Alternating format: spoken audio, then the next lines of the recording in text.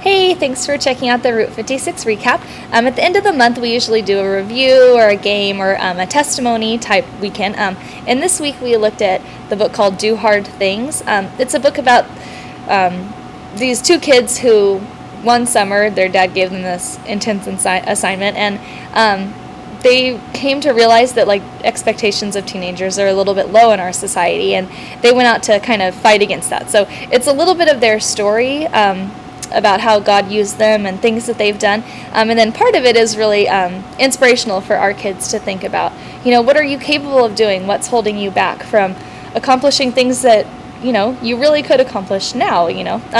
So that was kind of the lesson I read to them a little bit out of a book that we were looking at. And the questions that we were asking them at their small group table, and then it would be great if you could talk to them about at home too, were what's keeping you from accomplishing, a dream that you have, or something that you really want to do or be.